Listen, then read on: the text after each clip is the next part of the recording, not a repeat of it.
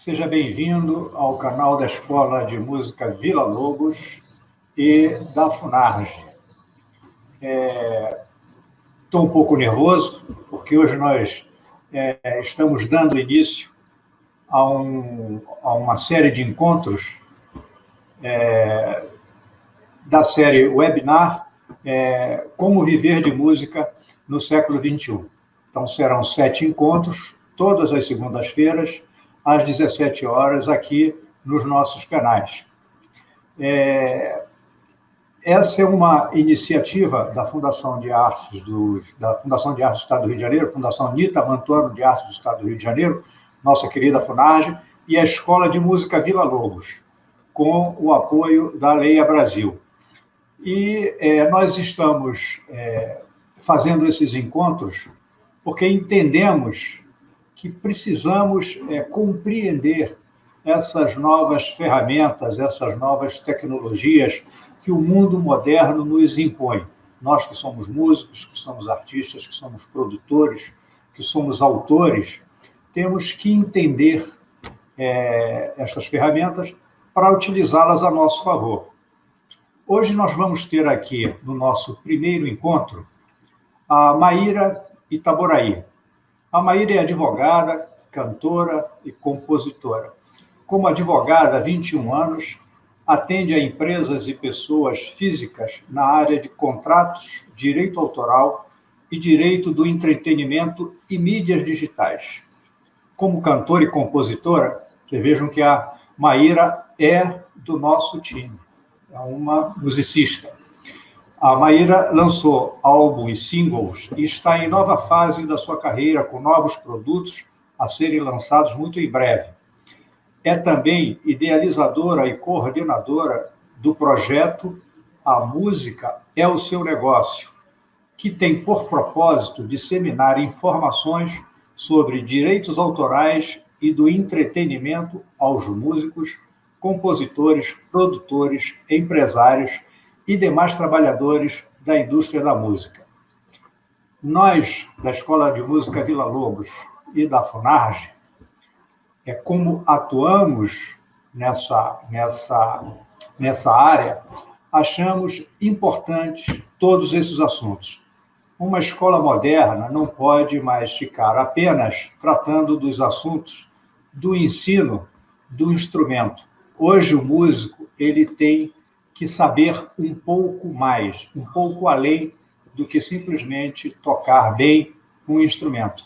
Ele tem que aprender a empreender, cuidar de negócios, ele tem que entender o que é esse mercado. Então, estamos iniciando essa série justamente para dar uma luz aos nossos alunos, aos nossos seguidores e a você que é músico, autor de uma maneira geral. Para abrir esse nosso primeiro encontro, a Maíra ela vai falar sobre direitos autorais, assunto que muito nos interessa. Eu vou passar a palavra ao nosso presidente da Funarge, José Roberto Gifford. Ele vai fazer a abertura desse nosso encontro de hoje. Boa tarde a todos, é um prazer estar aqui com vocês. Eu gostaria de contar um pouco do que a Funarge tem feito e está fazendo. A Funarge, desde o início da pandemia, nesse momento que a gente está vivendo, aí, o mundo de cabeça para baixo, a Funarge tem tentado e tem trabalhado para que a atividade cultural retorne, primeiro de uma forma segura e de uma forma consistente. Primeiro, a gente criou um protocolo de segurança sanitária importante para fazer com que os nossos equipamentos, os nossos espaços voltassem a funcionar de forma segura, mas voltassem para que os técnicos, as pessoas envolvidas com esses espaços, pudessem trabalhar. A gente acredita que é importante o auxílio emergencial, mas mais importante do que isso é criar oportunidade de trabalho, é criar possibilidade para que as pessoas trabalhem. E é nesse sentido que a Funarge tem atuado.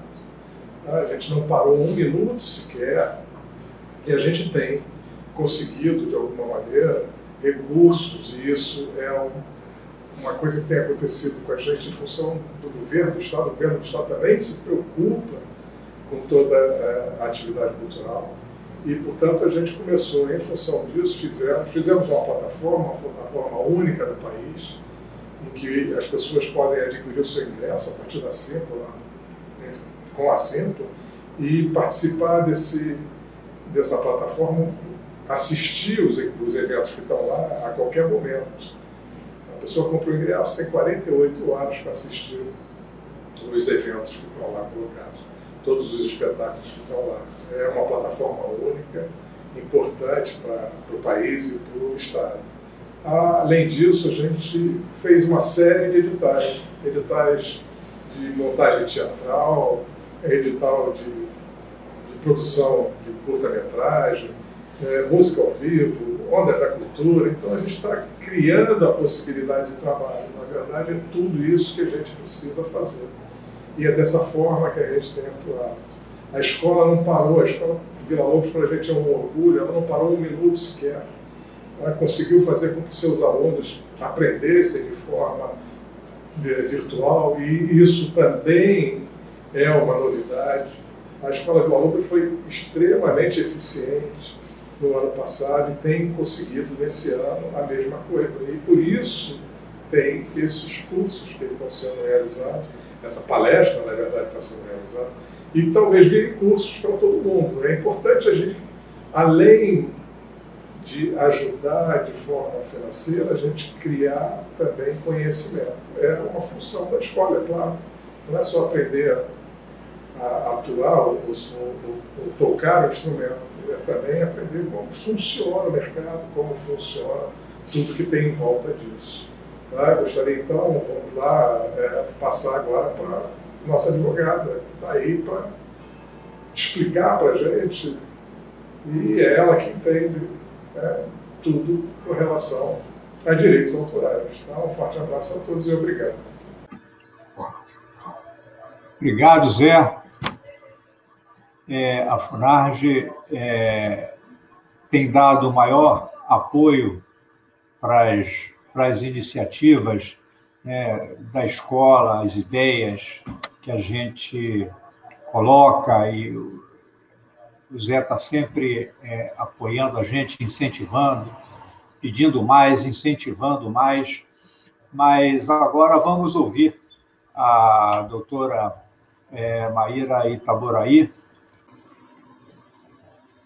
Boa noite para todo mundo, boa tarde, quase boa noite, né? Boa noite. Tudo bem, José Maria? Te agradecer o convite, agradecer a Lu também o convite. Estou muito feliz de estar aqui com vocês, para compartilhar conhecimento. Acho que a minha apresentação, sem a gente combinar, mas é porque é isso mesmo, né? Está muito, muito, muito na linha do que você falou. Né? A gente precisa, hoje em dia, entender do negócio inteiro do mercado da música para poder seguir em frente, né? Não adianta mais ter só a técnica, e a escola de música está participando desse movimento, é imprescindível para que isso aconteça, né? Então, parabenizar vocês a iniciativa. Isso faz parte do nosso... Isso antigamente não estava, né, na nossa alça de mira, né? As escolas não miravam muito com isso. Preparava o músico, formava o músico, e depois ele que vai descobrir o mercado. O mundo mudou. E eu acho que essa pandemia, se ela trouxe alguma coisa de bom, foi nos colocar na urgência de entender essas ferramentas. E, para isso, nós temos a grata satisfação de ter vocês aqui para nos dar um pouco nos colocar dentro dessa realidade. Que é a questão do direito autoral para o músico, né? Que é tão importante. Sim.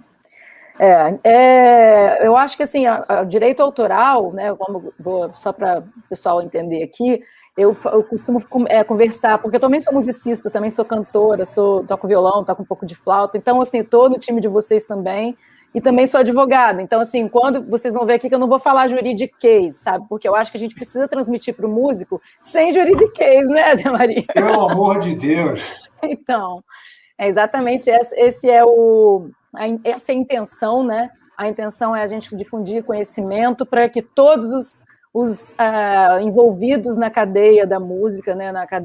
No mercado musical, na indústria da música, todos eles possam estar nivelados de informação, né? Quanto mais todos estão com a mesma informação, mais rico o mercado fica, né? E melhor a pessoa pode se desenvolver ali. Bom, então, quando eu puder começar, me avisem que... É contigo, a bola está contigo. Ah, que bom, obrigada. Richard, você pode botar, por favor, a apresentação? Obrigada. Bom, pessoal, para quem chegou agora, muito obrigada pela presença de vocês, agradeci a Funarge e a Escola de Música Vila Lobos pelo convite, estou muito feliz de estar aqui. Estou compartilhando aqui com vocês uma apresentação que eu vou fazer. Tanto a Escola de Música quanto a Funarge me pediram para falar especificamente dessa parte, né, de legislação, principais agentes e fluxos de rendimento, então, como não dá para falar tudo em uma hora, eu escolhi algumas coisas para falar para vocês, tá? Que eu acho imprescindível saber, por enquanto não, sempre é imprescindível saber tudo, vocês vão ver aí tudo que tem.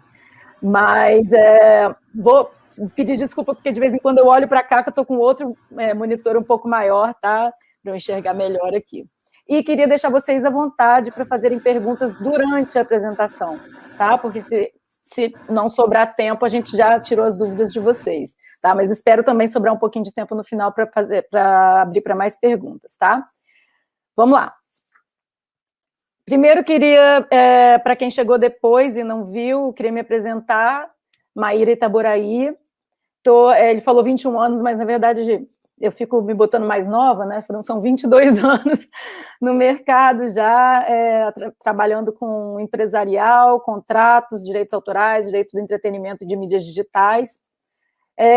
E fiz agora uma pós-graduação em Direito do Entretenimento e Mídias Digitais e trabalho com direitos autorais desde 2008, tá? Além disso, eu toco violão, minha família é toda de musicistas, mas, assim, a maioria não é profissional, né? E eu vim para o Rio de Janeiro porque eu queria, de alguma forma, me profissionalizar também na música. Quando eu vim em 2014, eu gravei meu disco aqui, o Guto Vitti fez a produção, o pessoal legal tocou no meu álbum e tal, Marcelo Costa, o Davi Feldman, o Eduardo Neves e o Guto.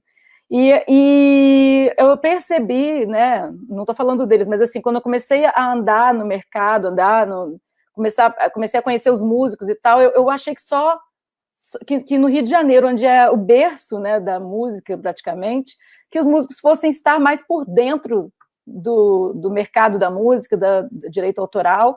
Eu percebi que não, que todo mundo é perdido igual no Brasil inteiro, entendeu? E aí, exatamente por isso, né, na apresentação aqui de novo, por favor, justamente por isso que eu decidi abraçar esse projeto, né? Eu sei como é que é a vida de músico, eu sei que no início todo mundo precisa de um empurrão, que é difícil, uma grana para pagar advogado caro. Então, o que eu fiz? Vamos lá, vou nivelar esse conhecimento com um projeto que eu denominei de A Música é o Seu Negócio, que é um projeto que tem conteúdo gratuito e que tem conteúdo pago também. A gente tem um curso completo de direitos autorais na música, e a música como seu negócio, que é um curso que está lá no nosso site, né, que é esse aí, amusicaeosseunegócio.com.br, e essas palestras gratuitas, né, que a gente oferece ao público também. Então, se vocês quiserem ver mais conteúdo gratuito, entra lá no Instagram, ou no meu, Maíra Itaboraí, que é o meu de cantora e musicista e compositora, ou no A Música é o Seu Negócio, eu divulgo nos dois, tá? No Facebook também, no meu YouTube, e no amusicaeosseunegócio.com.br. Fiquem à vontade para explorar o material que tem lá, fiquem ligados sempre, porque sempre tem live. Semana passada tiveram 2 de graça, semana retrasada 1, essa agora mais 1, semana que vem tem outra, enfim. Fiquem ligados. Então, falando já do conteúdo do que a gente vai falar hoje, com base naquele subtítulo, né, a gente vai apresentar para vocês algumas coisas vocês já devem saber, claro, porque vocês estão no meio musical, e outras talvez não. Então, a gente vai começar falando uma coisa que eu acho que vocês já devem saber, quem são os players do mercado da música. Depois vamos falar um pouco de direitos autorais, em que tipos de direitos autorais existem, qual é a legislação, direito moral, direito patrimonial, afiliação às associações de gestão coletiva, domínio público, ECAD, ISRC, formas de rendimento. A gente vai falar um pouco das formas de rendimento que existem hoje, e assim, algumas, né, porque existem muito mais, plataformas de streaming, distribuidoras digitais agregadoras e a remuneração pela obra e fonograma no ambiente digital. tá? Tem muito mais coisa para saber, gente, mas muito, muito, muito, muito, muito. Só no direito autoral tem isso tudo aí a mais para saber, ó. Cessão de direitos, licenciamento e autorização de uso, edição, contrato de gravação, passo a passo para proteger a sua obra sem precisar registrar na Biblioteca Nacional ou na Escola de Música, selos digitais, cadastrando a sua obra musical, escolhendo a sua distribuidora, subindo a sua música para o ambiente digital, contrato de apresentação artística, de agenciamento ou empresariamento artístico, NFTs, que a gente falou, a gente fez uma palestra há um pouco tempo atrás para os nossos alunos sobre NFT, cover e versão, trilha sonora, sincronização, nome artístico, etc, etc, etc, etc. Gente, tem muito assunto para falar. Só que como aqui a gente só tem 1 horinha, a gente vai fazer uma mágica aqui para deixar pelo menos as coisas que hoje em dia estão mais em voga, né? Mas sabendo que a gente tem tudo isso aí para falar. Então, começando aqui pelos players do mercado, temos aqui, né, vocês sabem, no mercado da música a gente tem muito mais player do que isso, mas para a gente fechar em algumas, para a gente continuar a conversar a partir de agora e focar, nós temos os compositores, os intérpretes, que podem ser intérpretes, né, cantores, ou podem ser intérpretes solistas de algum instrumento também são chamados de intérpretes, músicos acompanhantes, os produtores fonográficos, que são quem? A gente vai falar deles, mas para quem não sabe, produtor fonográfico é quem banca a gravação, o fonograma, tá? Distribuidoras digitais, que aqui no nosso caso, no Brasil, são mais conhecidas, a Trattori, CD Baby, One RPM, Dito, mas tem muitas no mundo inteiro e no Brasil também. As associações de gestão coletiva e o ECAD, que é o escritório central delas, e os usuários de música, né? Que podem ser os próprios artistas, quando não são compositores e estão cantando músicas de outras pessoas, as plataformas de streaming, de vídeo, as redes sociais, as rádios, as TVs, todos esses usuários de música, tá? Eles também estão na cadeia musical, e eles, às vezes, financiam a cadeia musical, porque através do pagamento pela música, eles fazem essa roda girar, né? Bom, começando o que é direito autoral? Né? É muito complexo para pouco tempo, Jéssica, é verdade, mas vocês vão entender, tá? Fica tranquilo que a gente vai num fluxo crescente aqui. O conjunto de regras para proteger os direitos daquele que cria obras artísticas, também literárias e científicas, no nosso caso aqui, a gente vai, da música, a gente está falando de obra artística, né? O conjunto de regras que protege esses direitos dessas pessoas que criam essas obras que é o direito autoral, né? Elas protegem os direitos do autor, dos artistas, e na música também os produtores fonográficos. A gente vai falar de cada um deles agora. Quais são esses direitos? São os direitos morais e patrimoniais, e a gente vai falar deles também mais para frente, que a lei confere a quem? Aos titulares de direito autoral, para assegurar que essas obras que eles criaram, artísticas, literárias ou científicas, sejam protegidas como um bem do autor, como se fosse o meu carro, minha casa, é um bem do autor, tá? Do autor, quando a gente fala autor aqui, a gente vai dividir daqui a pouco, quando a gente falar autoral, a gente vai dividir, por isso que eu estou botando aí, autor, artistas e produtores fonográficos, são os principais players do mercado de música são eles. Tem aqueles outros, mas os principais são eles, a gente vai entender por quê. Qual lei, né? Eu falei aqui atrás que é a lei que protege, né? Mas qual lei? Aqui no Brasil, a gente tem a Lei de Direitos Autorais, Lei 9.610 de 98. Recomendo que todos leiam essa lei, não fiquem com medo do tal do juridiquês, tá? Porque vocês vão conseguir entender o que está escrito lá, e se não entenderem tudo, vão entender a maioria, tá? Essa lei é muito importante, ela esclarece coisas e mitos que a gente não precisa ter, porque são mitos que estão desmitificados pela própria lei, tá? E vocês vão ver que não é impossível de entender, tá bom? Constituição Federal. Também está lá, direitos autorais está no filé da Constituição Federal, gente. Está no artigo 5º, que é o lugar dos direitos fundamentais do cidadão. Direitos autorais está lá. Então, assim, é o filé do filé. A Constituição Federal botou no primeiro plano. Código Penal está lá no artigo 184, violar direitos de autor, direito autoral, dá detenção, tá? 3 meses. É crime. Convenção de Berna é a convenção que fala dos direitos de autor. Quase todos os países do mundo, a grande maioria assinou, né? Convenção de Roma fala dos direitos conexos, que a gente vai ver a diferença para quem não sabe que nem todos assinaram. Por exemplo, os Estados Unidos não assinaram, né? Mas o Brasil assinou, tanto a de Berna quanto a de Roma, tá? E quem são os titulares de direito autoral? Né? Quem são os titulares? Os originários, ou seja, quando a gente cria uma obra, tem que ser uma pessoa física, diz a lei. Não pode ser uma pessoa jurídica. Por quê? Porque a pessoa jurídica não tem uma coisa que se chama alma, né?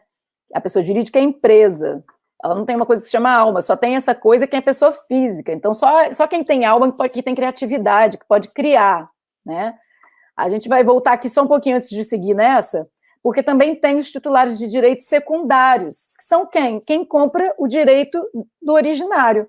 Por exemplo, uma editora pagou a um compositor para adquirir os direitos patrimoniais dele sobre aquela obra. Então, a editora agora é titular de direito autoral secundária, porque primário, originário, só a pessoa física. É o que a lei diz, mas... Já vou responder a Apocalipse, João, já. Só pegar esse gancho aqui, ó. Mas pessoa física está escrito na lei. Mas e agora, gente? O que a gente faz com isso aí, ó? Primeiro álbum criado com inteligência artificial é lançado. Essa matéria é antiga até, ela é de 2019, eu acho, ou 18. Ah lá, 18, lá em cima. Agora o computador já tem um bando de programa que faz música com base em outras pessoas, com base na obra de outra pessoa. Tem até isso aí, ó. Teve um animal também que tirou foto dele mesmo. Um fotógrafo explicou para eles, né, ficou fazendo como é que tira a foto dele mesmo com um selfie, entregou a máquina na mão do macaco, o macaco tirou foto dele mesmo numa selfie. Essa foto ficou super famosa, só que o macaco não é pessoa física, o macaco é um animal. De quem é o autor da foto? Né? Isso cria uma confusão danada. Porque a foto começou a render royalties, direitos autorais, e o dono do zoológico, que era o dono do macaco, queria ficar com os direitos autorais, e o fotógrafo queria ficar também, porque ele era o dono da máquina. Acabou que eles fizeram um acordo, e o zoológico recebeu, acho que mais da metade desses royalties para ajudar o zoológico.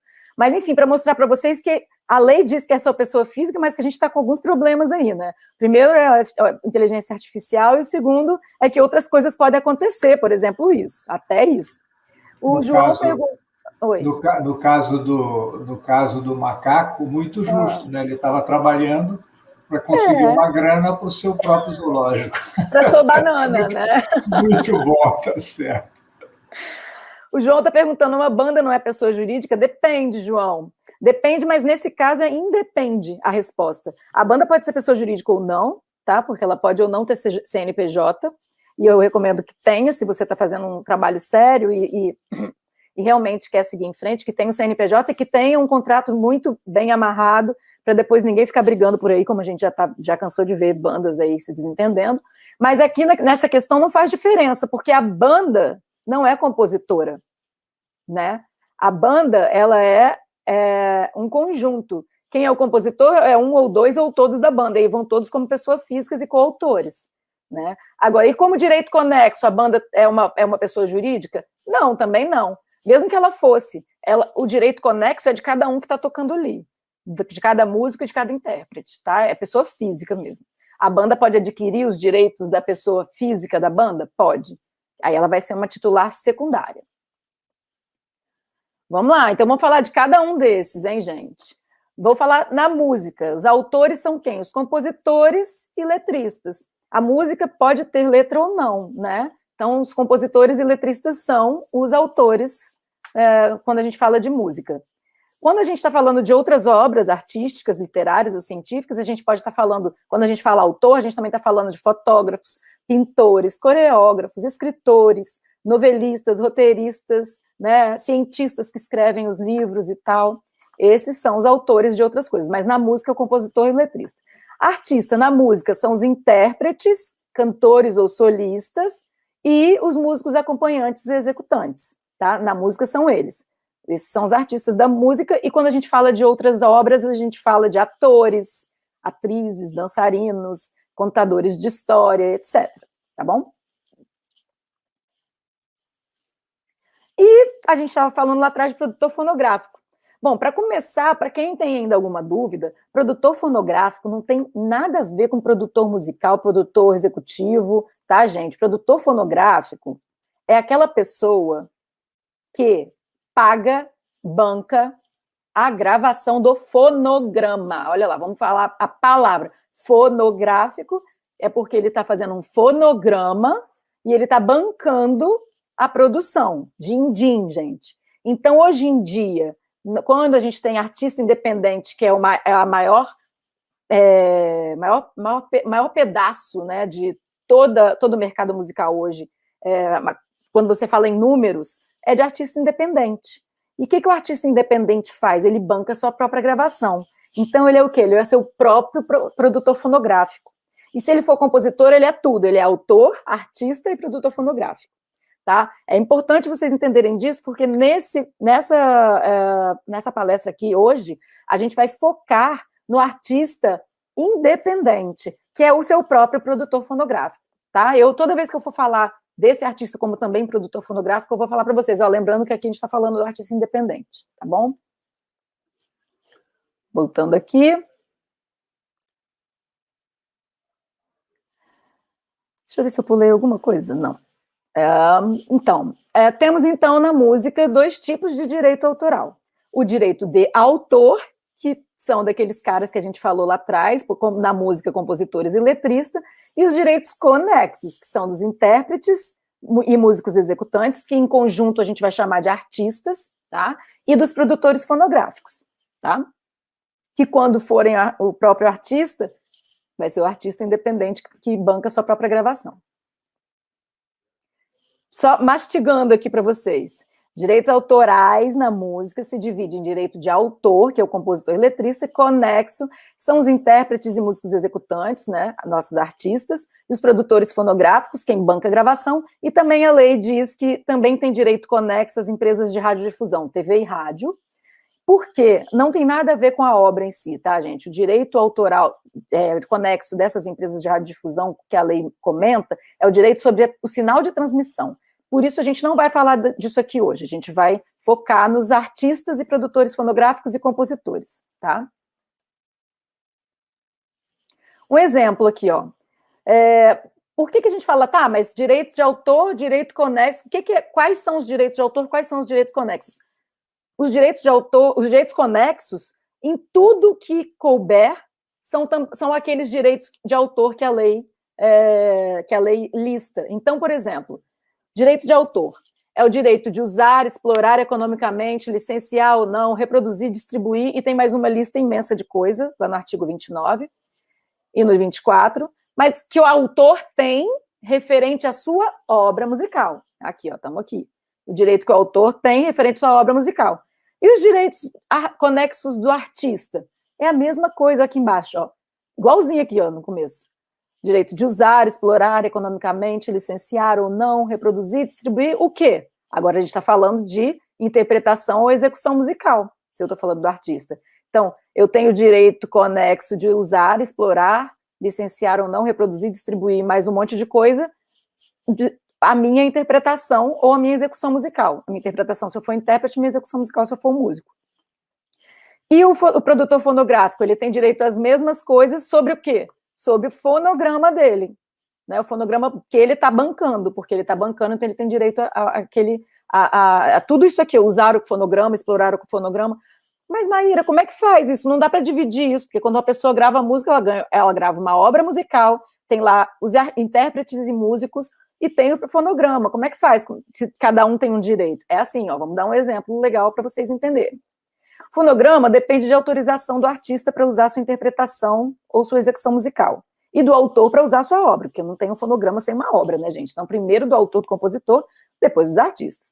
Aí, então, o fonograma lá, ele vai pedir autorização para quem? O dono do fonograma, que é o produtor fonográfico, se forem pessoas diferentes. Ele tem que pedir autorização e do autor, se não for o próprio artista, ou o próprio produtor fonográfico, né? E o produtor fonográfico tem que pedir também a autorização dos artistas. Então, aqui, ó, então, depende da autorização do artista, do autor. Mas o artista, se ele for o próprio produtor fonográfico, ele está gravando uma música que não é dele, ele precisa também de pedir autorização para quem? Para o autor, que é o compositor, que não é ele. Agora, foi como eu disse, se o autor é o próprio artista e é o próprio produtor fonográfico, se ele não for tocar tudo que ele tem para tocar, né? Se ele for tocar violão e voz, acabou. Ou piano, acabou. Se ele for ter mais músicos, ele precisa também da autorização dos músicos acompanhantes, porque esses músicos acompanhantes também têm direitos conexos. Traduzindo trocando em miúdos, vamos ter um exemplo aqui, olha, a Warner Music quer gravar um single, que é uma obra musical do Gilberto Gil, e ela quer que a Anitta interprete essa obra, esse fonograma, né? Então, a Warner é o que aqui, gente? É a gravadora. A gravadora faz o quê? Banca gravação. Então, ela é o quê? Produtora fonográfica, tá? Então, aqui estamos num caso onde o artista independente não é o produtor fonográfico, onde a gravadora é o produtor fonográfico. Então, o que ela faz? Ela chega na Anitta e fala, olha, Anitta, quero que você grave essa música. Ela grava. Então, me dá uma autorização. A Anitta vai e autoriza a Warner a ser sua produtora fonográfica, bancar seu fonograma e licencia a sua interpretação como intérprete, que é o seu direito conexo. O Gilberto Gil autoriza, através da GEG, que é a produção artística dele, editora, autoriza o uso da obra musical, depende da música também, né? Tem que pesquisar quem é o editor, para ser gravada pela Anitta, bancada pela Warner. Então, assim, a gente tem uma cadeia de autorizações, por quê? Porque aqui o produtor fonográfico, o artista e o autor são 3 pessoas diferentes, então precisa pedir autorização. Alguém está perguntando aqui, ó, Pedro Soares. O autor que caiu em domínio público pode ter sua obra interpretada sem custo, mas não pode ser usado um fonograma da interpretação dessa obra por um artista atual, certo? Pedro, vou te responder essa pergunta, a gente vai ter um item só sobre domínio público, tá? Gabriel, uma dúvida. Como funcionam os direitos autorais no caso de arranjos? O arranjador é considerado compositor e intérprete? Pois é, Gabriel, eu sempre falo isso nos meus cursos. Que bom que você perguntou. A lei não trata de arranjador, a única hora que ela fala de arranjador é quando o arranjador faz algum arranjo para uma obra que já está em domínio público e aí ele se torna compositor, também, ele entra como compositor, né, ele tem direito de autor, ele não entra como compositor da música, mas ele entra como direito de autor, como arranjador, direito de autor. Mas, por exemplo, você faz um arranjo de uma música. Mas nem como conexo?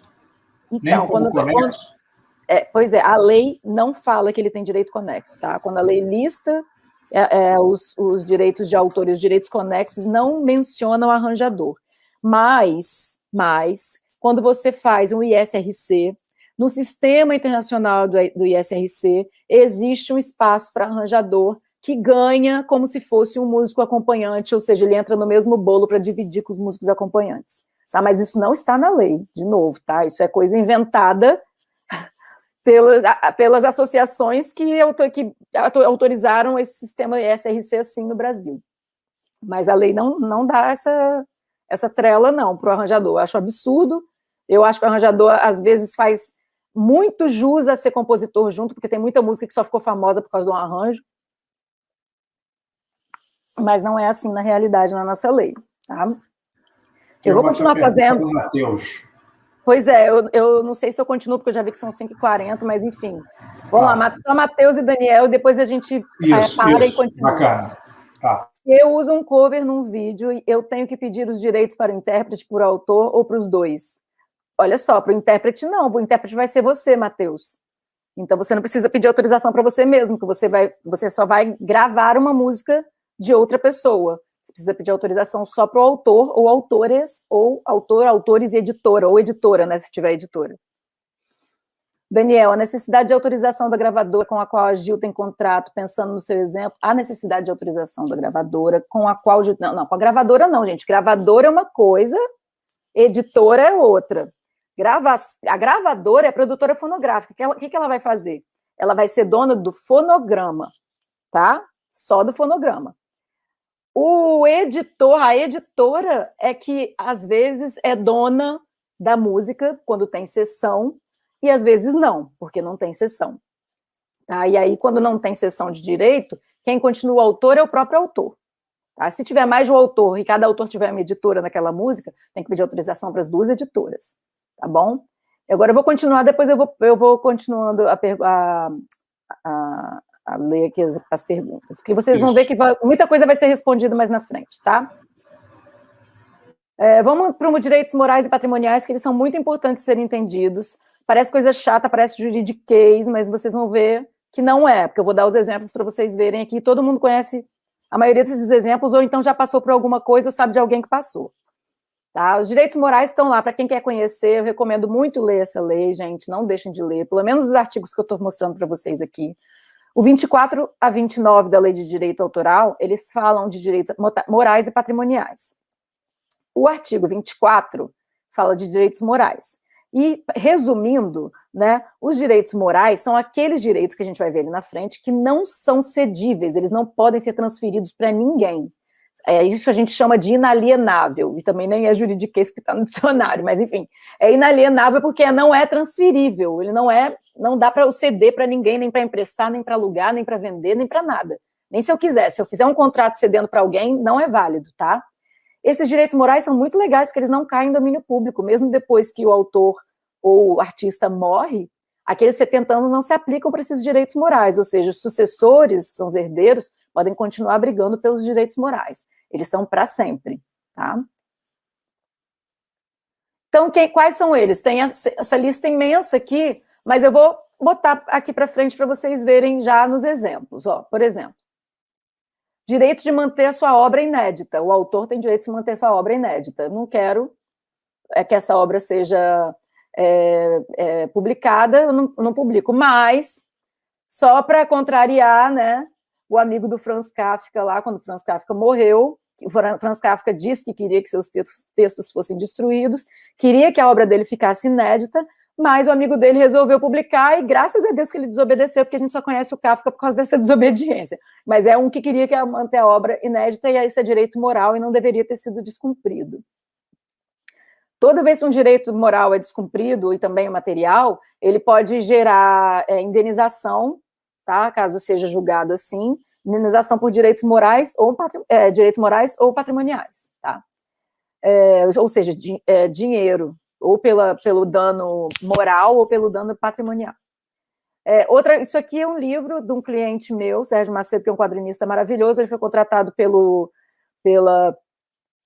Ministério da Educação para escrever esse livro, porque ele também viveu no meio dos indígenas, dessas tribos, e ele sabia tudo sobre a vida dos indígenas. Então, pediram para ele, já que ele também é quadrinista, para desenhar e explicar os povos indígenas para as crianças. Ele desenhou como ele achava que deveria, ou seja, algumas tribos ficam realmente nuas, com as genitais descobertas, e aí, quando chegou no Ministério da Educação, o Ministério da Educação decidiu que não era assim que eles não queriam mostrar genitais para os adolescentes e crianças, e contrataram um desenhista para botar tanguinha em cima dos índios, sem pedir autorização para o autor, que era ele. Isso deu problema judicial, por quê? Porque o Ministério da Educação não poderia fazer isso, eles estavam modificando a obra sem autorização do autor original. E essa modificação é um direito único do autor. Só o autor pode modificar a obra antes ou depois do seu uso, e o autor pode impedir que modifiquem a sua obra se ele entender que ele não gostou ou que está causando prejuízo à sua reputação ou à reputação da obra, né? Então, a gente vai ver aqui na frente mais dois exemplos sobre isso. Esse é um, que é o João Gilberto, que ganhou o processo histórico contra a EMAI, porque ela fez remasterizações, olha aqui embaixo, modificações e remasterizações à revelia do João Gilberto, ou seja, sem ouvir o João Gilberto. Então, a EMAI pagou indenização ao João Gilberto por ter modificado a obra, remasterização que foi considerada uma modificação, e cortes, uma remasterização e cortes, sem pedir autorização antes para o João Gilberto. Também temos o caso da intangibilidade da obra. Eu não quero que minha obra seja modificada, ou seja, a mesma coisa, eu quero que ela seja íntegra, não quero que ninguém mexa nela. E também tenho direito a crédito, tá, gente? Eu tenho sempre direito ao crédito. Se eu sou autor, eu posso exigir que meu nome venha acompanhado da obra, né? E se eu sou cantor e músico também, mas seria uma loucura, né? Porque você imagina na rádio, o certo, de acordo com a lei, seria o locutor, depois de uma música, por exemplo, falar todo mundo, falar os compositores, os músicos, executantes, o intérprete, todo mundo que participou. Mas não é assim que acontece, mas está lá também no artigo 24. E aqui do Chacrinha foi o seguinte, sabe aquela música Roda, roda, roda e avisa? Essa música, essa vinheta, foi criada por um autor, né, que usa as iniciais PMB, tá? Ele editou essa música, ou seja, ele entregou esta música para uma editora explorar a parte dos direitos patrimoniais, mas não entregou Moraes, porque Moraes ninguém entrega. A editora autorizou o Carrefour a usar essa música, e o Carrefour mudou a letra da música para fazer a propaganda dele. E o autor não gostou e entrou na justiça, porque mesmo que ele tenha transferido os direitos patrimoniais dele sobre a obra para a editora, e a editora tinha o direito de negociar esses direitos patrimoniais, ele não transferiu e nem poderia os direitos de intangibilidade da obra. Então, aqui o que o juiz falou? De fato, se a canção foi alterada de forma desautorizada, sendo utilizada e divulgada de forma diversa da concebida pelo autor, o autor, tem direito à reparação por danos morais, porque foi violado o direito à intangibilidade da obra, né? Outra coisa, retirar de circulação. A Xuxa, no começo, fez um filme, depois começou a trabalhar com baixinhos, e não queria mais que esse filme, que tinha pornografia, fosse ao ar. Então, ela pediu para tirar de circulação. Tem uma outra história muito famosa também, que é a do Tim Maia, que ele era de uma seita, fez o disco, depois não gostou mais, tirou de circulação os discos. Ele tem direito moral. Universo em desencanto. Não, isso. Universo em desencanto. Em desencanto, isso aí. Ele também tirou de circulação, né? Só que quando você tira de circulação, gente, a lei também diz que se você prejudicar alguém, por exemplo, a gravadora, você precisa indenizar a gravadora, tá? Mas você tem o direito, é um direito moral, que não tem, que é para sempre, você não pode ceder. Posso te fazer uma pergunta, Mia? Claro. Que eu sei, desculpa, eu vou, que eu acho que, aonde é que se encaixa na questão do direito, não sei se no caso do direito autoral, a questão da imagem. Porque eu estava vendo o desenho do índio, e aquilo é um desenho, não é uma fotografia. Mas se fosse uma foto, não tinha questão também do direito da imagem do índio e a adulteração de botar uma tanga no índio? Não é direito da imagem do índio, porque ele não está retratando um índio específico. Direito de imagem... Não, porque não é uma fotografia, é um desenho. Sim, então... Se fosse uma fotografia, teria problema. Se fosse uma fotografia, poderia ter problema. Porque a pessoa pode reclamar. Por exemplo, aquele disco do Milton Nascimento, que as duas crianças que foram fotografadas na beira da estrada há um tempão, que não pediram autorização delas e foram usadas, hoje em dia estão reclamando na justiça contra o Milton e contra a editora do Milton. Contra a gravadora. Uma foto belíssima. Linda foto. Linda. Mas o direito de imagem não se encaixa no direito autoral. Essa é a minha resposta para você, Zé Maria. Porque o direito de imagem e de voz é um direito constitucional, mas que não se encaixa no direito autoral, mas se encaixa, sim, na música. Porque você pode usar fotografias, você pode usar no seu clipe, você pode passar gente atrás, você está usando a imagem de outros, né? As pessoas, quem te contrata para um show, para uma gravação de um show ao vivo, está usando a sua imagem, vai usar depois, está usando a sua voz, vai usar depois. Então, também tem isso, a gente fala sobre isso no curso, mas aqui vou pedir desculpa porque não vai dar tempo, mas é isso aí, tá? A gente não falou do Roberto Carlos, volta. Roberto Carlos tem outro direito moral, que é o direito de modificar antes ou depois de usada a obra. Então, assim, o autor, que é o compositor da música, no caso aqui, o Roberto Carlos, ele tem um toque, ele mesmo fala que tem toques, vários toques, e um deles, de uma hora para outra, foi nunca mais usar palavras que referissem-se ao mal. Então, aquela música que o bem... Ele parou de tocar Quero que vá para o inferno, Quero que vá tudo para o inferno, parou de tocar essas músicas. Mas teve uma música que ele não parou de tocar, mas trocou a letra, que é aquela, se o bem e o mal existem, né? Ele não fala mais mal, ele fala, se o bem e o bem existem. Então, assim, é o direito dele. Mas se também é outro item que se modificar, causar danos a terceiros, o autor também vai ter que indenizar esse terceiro. Por exemplo, se ele gravou antes e ficou muito diferente e a editora ou quem comprou o direito dele reclamar, aí ele também teria que indenizar. Mas, enfim, é um direito moral e não pode ser transferido para ninguém. Diferentemente dos direitos patrimoniais, quando a gente está falando de din-din, que é o direito que eu tenho sobre a obra que dá dinheiro, eu posso transferir para quem eu quiser, né? A regra tem que pedir autorização ao titular de direito de autor ou de direitos conexos, essa é a regra, tá? E quando pede autorização, quer dizer que se eu dou autorização, eu estou alienando, ou seja, estou cedendo ou transferindo esse direito patrimonial por algum momento, por algum tempo, ou para sempre, ou por uma obrazinha ou por várias obras, né? Esse sim cai em domínio público e a gente vai falar de domínio público daqui a pouco. Deixa eu ler aqui se tem alguém perguntando alguma coisa a mais. Aqui, deixa eu ver, parei aqui em cima. Acho que o próximo foi a necessidade de autorização do Gil. Não, já respondi.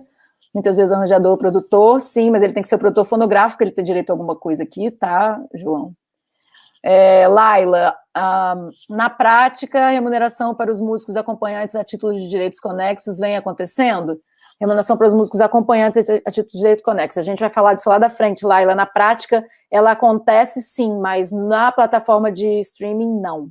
E a gente vai falar sobre isso lá na frente, que isso é muito sério. Mas o que? Usando a versão de outra pessoa, não a minha... Sim, você está usando a versão de outra pessoa, versão e cover é outra coisa que dá muita confusão, Matheus, e pelo que eu estou vendo, você está tendo confusão sobre isso. Versão é quando você traduz uma música para a tua língua e usa a música da outra pessoa dentro do mesmo tema da música, traduzindo ela, sem pedir autorização para o compositor principal. Cover é quando você grava uma música que já foi gravada antes, ou que, mesmo que não tenha sido gravada antes, não é sua. Isso é cover. Tá? E tem que pedir autorização só do autor, não tem que pedir autorização nenhuma de ninguém que está, nenhum intérprete anterior. Então, quando perguntaram aqui, LC musical, versão de música internacional, como funciona, autorização, não vai dar tempo de falar disso hoje, gente, mas como eu acabei de explicar, não tem nada a ver com cover, tá? Versão tem que pedir autorização para o compositor internacional, sim. Jurídicas não é um bicho de 7 cabeças, que bom, né? Também acho, mas enfim, mas eu concordo com quem não achar. Se eu remasterizar ou modificar a minha obra, eventualmente eu teria que fazer novos direitos sobre ela. Se você remasterizar ou modificar a sua própria obra, primeiro que a gente não faz direito, o direito nasce com a obra. Você não tem que fazer nada, você simplesmente vai ter que fazer um outro ISRC, porque você vai fazer uma outra versão da gravação. Só isso.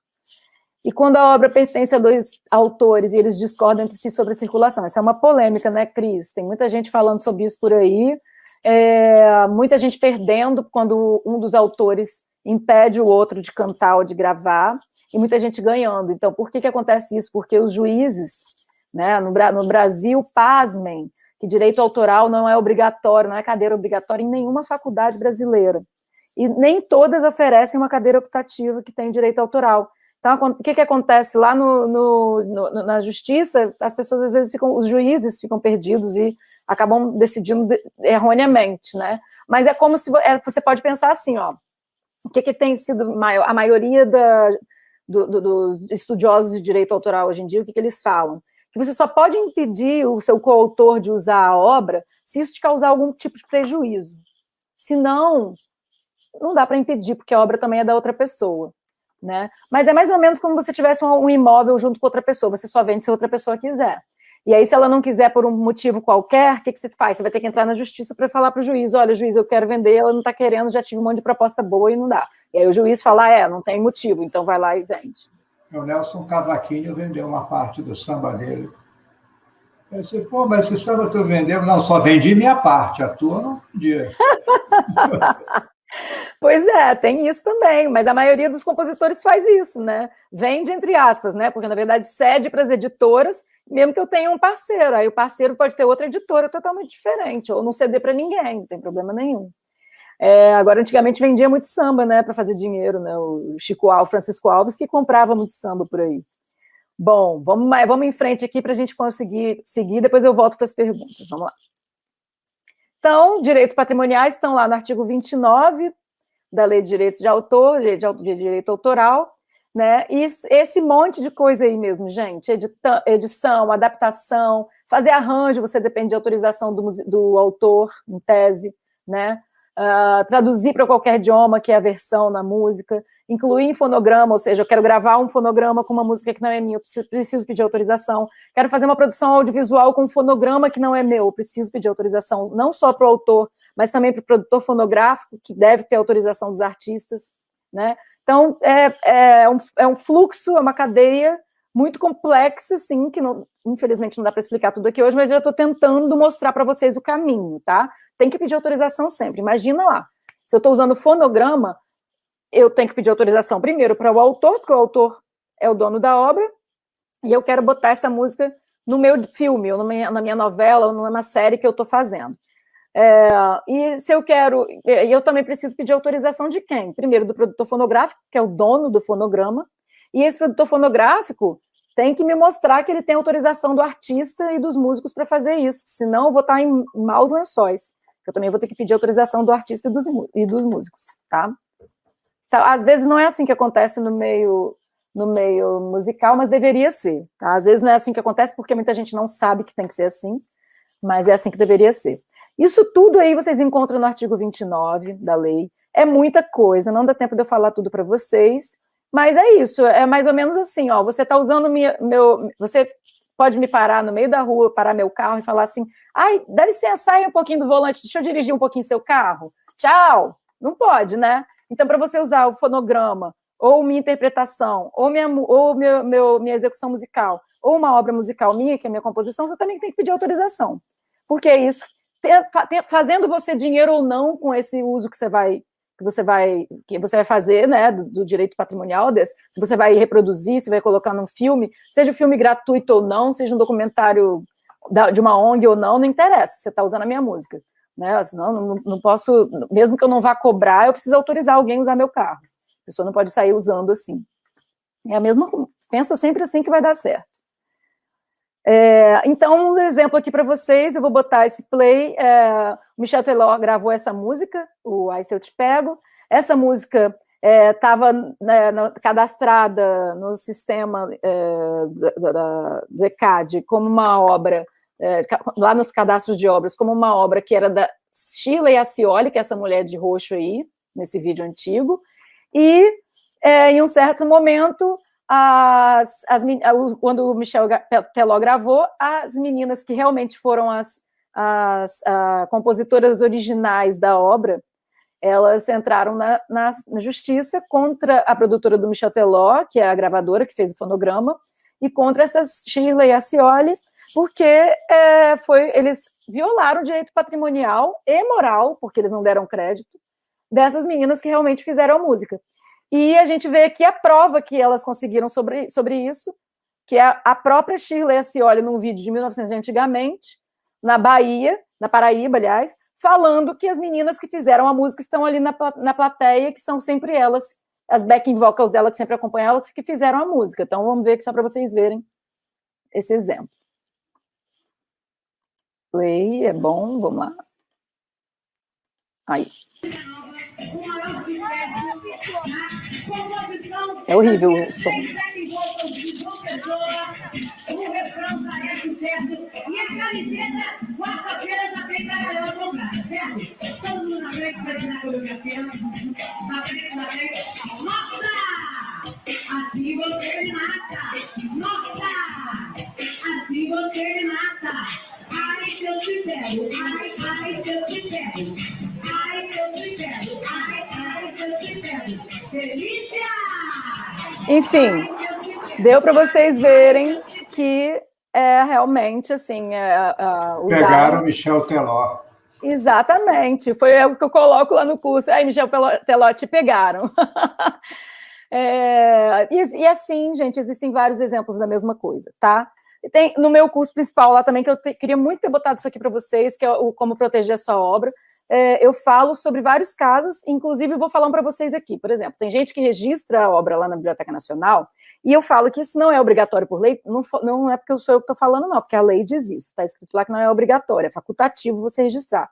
Por quê? Porque a lei também diz que você é criador daquela obra no momento da criação, ou seja, não é no momento do registro na biblioteca, que isso é uma faculdade, é no momento da criação. Então, a partir daquele momento, você já é o dono da obra.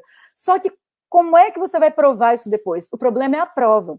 Antigamente, né, quem é mais das antigas, antes da internet, você sabe, a galera sabia que tinha alguns jeitos de provar isso. Por exemplo, você botava a partitura ou a letra dentro de um envelope, lacrava, botava no correio para você mesmo, chegava na sua casa com o selo e a data do correio e você nunca abria ele. Se um dia alguém falasse que a música era dele, você tinha lá a data que você mandou pelo correio de que a música é tua. Hoje em dia não precisa mais disso, hoje em dia você manda para você mesmo por e-mail, coloca no seu computador e faz prova lá nos arquivos, põe numa rede social, pode até botar no privado da rede social, tudo isso é prova de que a música é sua. E o mais importante é isso, é provar que a música é sua. Né? E eu conto essa história que teve um gaiato que registrou uma música do Roberto Carlos e do Erasmo Carlos, registrou na Biblioteca Nacional e achando que isso ia dar direito a ele. Só que o Roberto Carlos e o Erasmo Carlos não tinham registrado ainda. Então, ele entrou na justiça contra o Roberto Carlos e o Erasmo Carlos, dizendo que aquela música era dele, que ele queria, então, os direitos autorais. Só que, como eu disse antes, não é o registro que vale. O que vale é a prova mais antiga, é a anterioridade da prova, que prova quem é o autor primeiro. Então, o Roberto Carlos e o Erasmo Carlos conseguiram fazer prova de que eles eram os autores, muito antes daquele registro na Biblioteca Nacional, e eles ganharam. Então, assim, não prevalece o registro, tá, gente? Prevalece a prova anterior, seja ela qual for, tá? E o sujeito deveria ser e o sujeito deveria ser penalizado por má-fé. Deveria, não, e foi. Foi penalizado com indenização, né? E má-fé, e outra coisa que chama crime de falsidade ideológica. É crime mesmo, ele pode ir preso. Não sei se foi, porque não sei muito bem o desfecho, mas foi. Então, Associação de Gestão Coletiva, pulei um aqui. Para quem não sabe, as associações de gestão coletiva são associações que, para os próprios autores e os detentores de direito de autor e conexo, ou seja, autores, artistas, né, músicos, executantes e intérpretes, produtores fonográficos, as gravadoras e as editoras, que são as que adquirem secundariamente aquele direito do autor, eles se inscrevem nessa associação aqui e a associação fala em nome deles. E muita gente fala assim, minha música toca em vários lugares, mas eu nunca recebi um centavo. Por quê? Primeira pergunta, você está associado em alguma associação, está afiliado a alguma associação de gestão coletiva? Se você não está, né, gente, como é que o ECAD, que é o escritório central das associações, vai saber quem é você para te remunerar quando a música tocar no rádio, em algum lugar assim? Inteligência artificial, ele vai te descobrir em algum lugar. Vai, Até se tivesse interesse, descobria mesmo, mas não tem, né? Então, acho que o interesse é nosso e a gente que tem que fazer mesmo, senão não tem jeito. No Brasil, são só 7 associações. Vou falar para vocês os nomes, mas está lá na página do ECAD: Abramos, Amar, Assim, Sbacen, Sican, Socimpro e UBC. Tá? E elas são, as 7 são as associações que criaram o ECAD e que mandam no ECAD, né? Elas que, através de assembleia, decidem o que o ECAD vai fazer. O ECAD é simplesmente o escritório central de arrecadação e distribuição das associações. As associações, então, traduzindo aqui, os músicos se associam à Associação de Gestão Coletiva, que, através do ECAD, cobra do usuário de música todo o direito que existe autoral referente à execução pública, tanto da obra musical quanto do fonograma. Então, tem que se inscrever para receber. Senão, se você não se inscrever, o ECAD vai voltar com esse dinheiro que ele pegou do usuário e não vai ter para quem pagar, porque você não está aqui, tá? Então, a lei fala o quê? A lei que fala isso, ela criou essas associações e a lei fala o seguinte: a partir do momento em que você se filia a uma associação dessas, você, músico, né, ou artista, ou gravadora, ou editora, toda vez que você faz isso, você está dando uma procuração para uma dessas 7 associações que você filiou, que é para, através do ECAD, cobrar direitos autorais por execução pública de todos os usuários de música que usarem a sua música. Tá? Publicamente, execução pública. Mas como assim? Vou explicar lá na frente um pouquinho mais de ECAD, tá? Deixa eu ver minha hora aqui, nossa, 18h09, vamos lá. Eu tenho até 18h30, 18h30, Zé Maria. Vou me informar com os universitários, mas Tá vai falando aí. Tá bom. A filiação, gente, a boa nova é que essa filiação é gratuita, não custa nada. Lá você pode fazer seu cadastro de obras, quem é compositor, tá? De graça também, isso faz prova, é uma prova maravilhosa de que você que é o compositor. Então, quanto antes você fizer a música e quanto antes você fizer prova, melhor, tá? Eu costumo falar até para você gravar no áudio do seu celular, ó, e passar para o seu e-mail, etc. Porque na hora que você compôs a música e gravou ali, mas depois eu vou querer mudar alguma coisa, não tem problema, depois você faz outra vez. O ISRC também é feito através da Associação de Gestão Coletiva. Sem associação você não vai conseguir fazer seu ISRC, que a gente também vai falar dele um pouquinho. E a outra notícia boa é que se você não gostou de uma associação, você pode mudar a qualquer momento para outra, tá? Desde que você comunique a sua associação de origem, que você estava antes. Bom, muita gente me perguntou sobre domínio público aí, vou tentar ver para cima aqui mais um pouquinho antes, para ver se eu respondo enquanto eu falar. Maíra, 18h30. Tá bom, ótimo, vai dar tempo. Já respondi isso. Gente, desculpa, eu sou meio cega aqui. Como fazer com os covers, não, quando se usa música de outros artistas, mas sem fins lucrativos? Já tinha respondido essa, Leonardo. Tem que pagar, mesmo que seja sem fins lucrativos. Tem que pagar, não, tem que pedir autorização. O músico, o outro artista, né, o compositor, pode não te cobrar, mas você tem que pedir autorização. Maíra, mas hoje em dia a gente põe na internet, aqui é a próxima pergunta, Sara Sabino. Como fazer os covers com os covers que são postados na internet? Basta pedir autorização ao autor?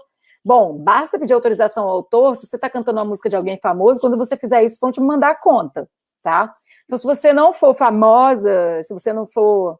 O que acontece? No YouTube, existe uma outra ferramenta, que também não dá tempo de falar aqui hoje, que é reivindicação de direito autoral e notificação de direito autoral. São duas coisas diferentes que o compositor pode fazer quando ele descobre que tem alguém usando a música dele sem pedir autorização. Por isso que um monte de gente hoje em dia faz esses covers e coloca no YouTube sem pedir autorização. E por isso que muitas vezes eles não são processados. Por quê? Porque você imagina toda editora grande, todo compositor for entrar, por exemplo, sei lá, põe aí Lulu Santos, se ele for ficar pesquisando no YouTube, todo mundo que já gravou Como uma Onda no Mar, sei lá, e botar advogado para botar processo contra todo mundo, ele vai ficar pobre de tanto advogado que ele vai pagar, e talvez, e quando ele ganhar, porque muito provavelmente ele vai ganhar, porque não pediram autorização, ele não vai levar, porque geralmente é alguém pequeno que não tem dinheiro para pagar aquela indenização gigante.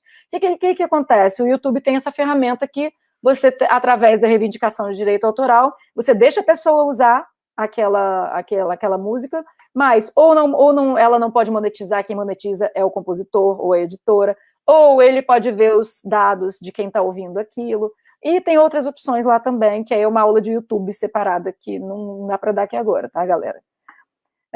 Quanto aos direitos autorais, Daniel Kaplan.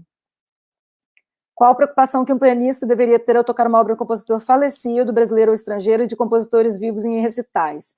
Compositores vivos a gente já falou, tem que pedir autorização, ou para os compositores, ou para os... não, tocar em recital? Não precisa pedir autorização, você vai pagar o ECAD, e o ECAD vai pagar ele, tá? Show ao vivo é assim. Agora, se você for fixar a obra em alguma coisa, por exemplo, se seu show ao vivo vai ser gravado, vai virar um DVD, ou virar um programa de TV, aí você está fixando, isso se chama sincronização, e aí você precisa, sim, ter autorização desses compositores vivos. Do compositor morto, a gente vai falar agora, do domínio público, tá? Improviso musical entra nessa questão de direito autoral? Improviso musical entra na questão de direito autoral quando você está fazendo um improviso musical, você está executando um instrumento. Ou, se você for o intérprete, você está fazendo uma interpretação, né, de solo ali. Então, sim, você tem direito conexo sobre o seu improviso musical. Mas você tem direito de autor sobre o seu improviso musical? Se essa música foi gravada e você botou a autoria sua, aquele improviso musical, sim, se alguém copiar ele, se ele for muito famoso e alguém copiar ele, realmente você pode até pedir, falando que você foi o autor daquele improviso. Mas depende, tem que ser uma coisa muito diferente, porque improviso, às vezes, né, tem um lugar comum ali, se for algo muito diferente, entendo que sim. Tá? Vamos lá, eu vou falar de domínio público aqui, que eu já vi que o assunto mudou ali. Vamos lá. obras e fonogramas, gente. Domínio público, não, já me perguntaram isso ali antes, não existe só para composição, existe também para fonograma, foi o que me perguntaram antes. Então, primeiro vamos falar sobre a obra, né? Eu também vou falar muito pouco sobre domínio público aqui, porque tem muita coisa a se falar sobre domínio público, mas, para vocês saberem, o direito de autor, ou seja, do compositor, ele termina esse direito patrimonial, porque a gente já falou que o moral não termina nunca, né? Mas o patrimonial, que é fazer dinheiro com aquela obra, só termina 70 anos depois de 1º de janeiro do ano seguinte à morte do autor. Ou seja, os sucessores, os herdeiros, né, vão poder ainda usufruir dessa grana, ainda mais 70 anos depois do 1º de janeiro, depois da morte do autor, tá? Então, se uma pessoa morre dia 2 de janeiro de 2020, é só a partir de 2 de janeiro de 2021 que começou a contar, tá? Aí, se tem um coautor, vai contar da morte do último autor, tá? Então, se você está fazendo, por exemplo, o Vinícius de Moraes e o Chico Buarque, o Vinícius de Moraes morreu. Então, aquela obra, música e letra, que em conjunto formam uma canção, que é uma obra, né? A música separada, que é do Chico Buarque, vamos supor, o exemplo ruim, Vinícius de Moraes e letrista Chico Buarque quase sempre. Então, Vinícius de Moraes e Tom Jobim. Vinícius de Moraes fez a letra, Tom Jobim fez a música, tá? Então, se separadas, uma é poesia e você quer ganhar dinheiro só com a poesia, pode. Se a outra separada é música e que você quer fazer o instrumental da música, pode. Agora, se o Vinícius de Moraes e o Tom Jobim fizeram uma música juntos, e essa música juntos vira uma canção, ou seja, vira uma obra nova, e que não pode ser dissociada ali, porque todo mundo está ouvindo assim, quando eu cantar essa obra inteira, com letra e com música, o domínio público vai contar da última morte desses coautores, que no caso foi o Tom Jobim. Vinícius de Moraes morreu antes, né? Começa a contar dos 70 anos depois do 1º de janeiro do ano da morte do Tom Jobim. E se o coautor morto não tiver herdeiros, vai para o coautor vivo. Então, por exemplo, se fosse o exemplo anterior que eu dei, né, a gente pode mudar, botar o Chico Buarque e o Tom Jobim, se o Tom Jobim não tivesse herdeiro, que é mentira, que ele já tem um monte, iria para o Chico Buarque, né, os direitos de autor. Agora, do fonograma é totalmente diferente, tá? Não tem nada, porque o fonograma, quem é dono do fonograma é o produtor fonográfico, lembra, que é quem bancou o fonograma, e que teve que pedir autorização para o artista e para os músicos executantes para poder fazer esse fonograma. Ou, no nosso caso, que a gente falou desde o começo, a gente está falando de artista independente, o dono do fonograma é o próprio artista. E aí, esse artista independente ou produtor fonográfico tem 70 anos depois do ano seguinte da publicação do fonograma para explorar. Então, se o cantor morreu em 2012, não interessa, conta da data da publicação, tá? A publicação daquele fonograma. Mas para isso que o produtor fonográfico precisa ter tido o cuidado de pegar a autorização do cantor lá atrás, incluindo o domínio público, a época de domínio público, porque senão os descendentes do artista, né, que é do cantor, por exemplo, podem ir lá e falar, não, você não tem autorização para usar a interpretação do meu avô depois que ele morresse, por exemplo. Se não tiver bem escrito o contrato, ele não vai ter, né? Então, lembrando que a gente está falando de fonograma. Eu acabei de falar sobre o domínio público, apesar de ter muita coisa ainda para falar, mas eu vou ler aqui algumas perguntas. Deixa eu ver só onde eu estou. Então, passei só um pouco do meio, gente, estou preocupada, vamos lá. Improviso musical foi a última, né? Numa parceria, o autor da letra é também considerado autor da melodia? Não, cada um, se você colocou lá que um é o autor e outro compositor, cada um tem a sua parte, né? Ao registrar a partitura da composição numa versão instrumental da obra, se a versão instrumental da obra não vai usar a letra em hora nenhuma, eu entendo que o compositor letrista, né, que é o autor da letra, ele não detém direitos, tá? Mas eu não sei se alguém entende diferente de mim, mas pelo tudo que eu já li até hoje, se você pode dissociar, por exemplo, é igual condomínio, né? Condomínio não foi uma boa, porque as pessoas usam condomínio como edifício no Brasil, mas, por exemplo, se você é dono de um carro e você dividir a propriedade de um carro com uma outra pessoa, né, com sua mãe, eu não posso dividir o carro no meio, então eu vou ter que ter autorização de uma e da outra para fazer o que quiser com o carro, para vender e etc. Mas, se eu sou dono de alguma coisa que é divisível, por exemplo, se eu sou dona de um imóvel que tem exatamente, um imóvel que tem 2 portas com 2 apartamentos diferentes, e eu e mais alguém somos donos desse imóvel. E a gente decidiu que o uso daquele imóvel vai ser, você usa daqui para cá, eu uso de lá para cá, mas no papel ele é um imóvel só. Dá para dividir? Dá. Então, cada um pode fazer o que quiser com o seu lado, tá? Se dá para dividir, é isso. Em tese é isso, a não ser que tenha alguma coisa contratual dizendo o contrário. Ivan Lima pergunta, o caso da música Chorando Se Foi também foi bem complexo. Eu não conheço, mas acho que já tinha ouvido falar, mas não sei dar detalhes. Obrigada, Henrique, muito boa essa aula. Realmente não tem aula de essas informações, é isso mesmo, muita gente não tem que ficar ligado. Lancei uma música no YouTube que tem data de lançamento. Isso conta como prova de direito de obra? Se a obra é sua, sim, João. Muito bom, obrigada, Jairo. Laila, para fins de recebimento de direito de autor, basta o cadastro da obra na associação coletiva? Para fins de recebimento de direito de autor e execução pública, sim. Agora, você que vai ter que trabalhar a outra parte disso, que são os royalties, por exemplo, autorizar alguém a gravar a sua música. Aí você trabalha isso, você vai trabalhar essa parte de... Ou você contrata uma editora ou você faz isso sozinha, tá? Mas isso não tem nada a ver com o ECAD, não tem nada a ver com o cadastro da obra. O ECAD é só, a gente vai falar agora, só para execução pública. Vitor Hugo, para se filiar a música já deve estar em execução em algum lugar? Para se filiar, a música já deve estar em execução em algum lugar? Então, algumas associações têm feito essa exigência, apesar de eu achar errado. Se tiver alguém de alguma associação aí que quiser explicar, mas eu imagino que é porque muita gente está tentando se associar agora na pandemia e com online. Então, elas estão dando preferência a quem já tem música na praça, tá? Mas é tipo um ovo ou galinha, né? Se eu quero entrar com tudo certinho, eu preciso primeiro me filiar. Então, acho que basta você mostrar que você está com o lançamento pronto, que você está com a obra pronta, que está tudo certinho, que você só quer se cadastrar primeiro para poder fazer o ISRC e tal, tá? Ana Caroline, vou ler a última, que depois eu continuo. Como se diferencia legalmente um caso em que o autor fez uma variação sobre um tema de outro autor e um caso em que ocorreu plágio de uma obra alheia? Diferencia de um jeito muito fácil, Ana Caroline. Se você for gravar essa música, você vai ter que dar crédito e pedir autorização para o autor, que aí não vai ser considerado plágio. Se você não fizer isso, vai ser considerado plágio.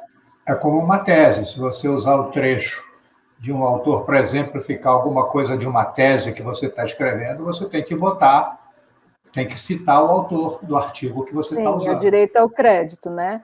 Que são as exceções ao direito de autor que você está falando, né, Zé Maria? São várias, e essa é uma delas, você fazer críticas, polêmicas ou estudos em cima de uma passagem da obra, isso é autorizado, sempre tem que pedir autorização. Isso é uma exceção ao direito autoral, porque não precisa pedir autorização prévia ao autor, porque prevalece aí o direito à liberdade de expressão, né? E a informação, que você está ali fazendo um estudo ou está fazendo uma crítica.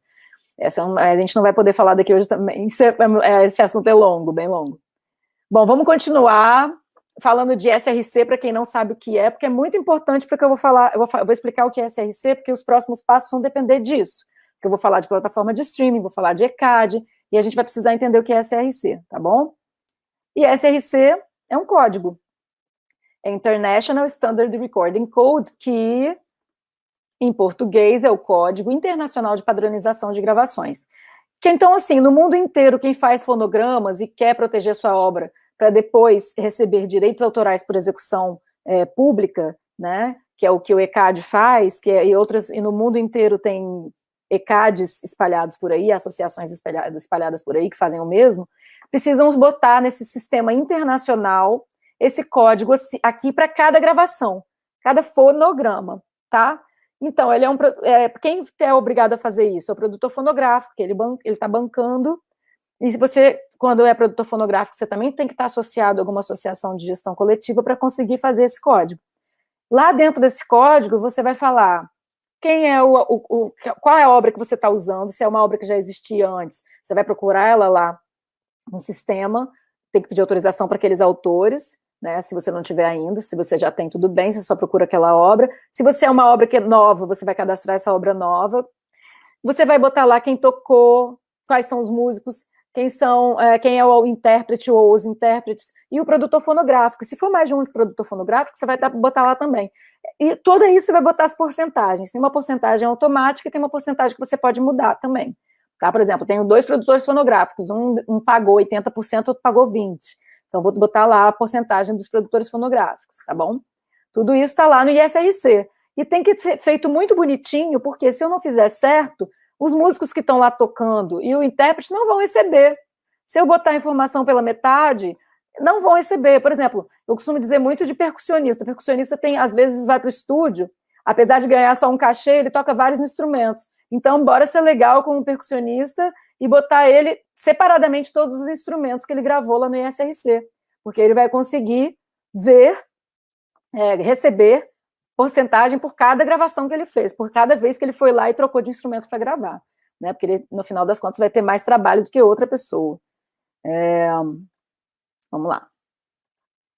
Então, é assim, ó, gente, o artista independente, tá? E agora a gente só vai falar de artista independente, que é, então, seu próprio produtor fonográfico. Então, vou dar meu exemplo, porque eu sou compositora, sou cantora e sou minha produtora fonográfica, eu que me banco. Maíra Itaboraí vai lá no estúdio, grava um novo single, ou um EP, ou um álbum, né? Mas eu vou ter que fazer isso de música por música. Então, eu vou falar de single, que fica bem mais fácil. Então, eu vou lá, gravo um single, esse single lá no estúdio vira um arquivo, eu pego esse arquivo, pode ser o MP3, né? Nesse caso ainda pode ser o MP3, coloco lá no sistema ISRC, o arquivo já, de preferência, já mixado e com uma master. Se ainda não tiver master, não tem problema.